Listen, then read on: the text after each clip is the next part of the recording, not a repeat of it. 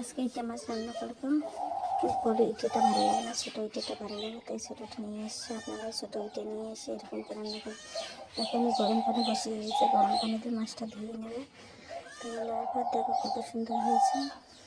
এখন দেখো পেঁয়াজ কুচিটা দিয়ে দেবেন, তেল দিয়ে পেঁয়াজ কুচিটা দিলাম। কড়াইটা গরম হয়ে গেছে, তেজপাতা দিয়ে দিয়েছি। একটু নাড়াচাড়া করে নিয়ে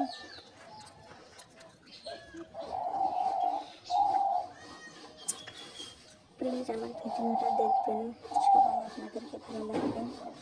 দেখো পেঁয়াজ হয়ে গেছে, এখন হলুদ দিয়ে দেবো, একটুখানি নুন দিয়ে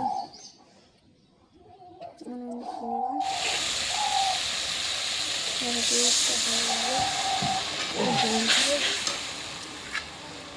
এখন দিয়ে দেবো আদা রসুন বাটাটা, দিয়ে দেবো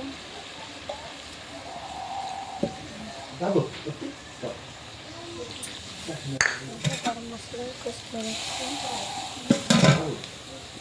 মরিচ কাঁচা লঙ্কা পেস্ট, আবার মশলার গুঁড়োটা দিয়ে দিলাম। একে একে মাছটা ঢেলে দেবো। 1 কেজি ইটে মাছ নিয়ে এসে এরকম করে রান্না করবেন। একটু নাড়াচাড়া করে নিয়ে আমি রাত্রে প্রতিদিনই ভিডিও করি, তাই আমার ভিডিওগুলো একটু কালো কালো হয়ে যায়।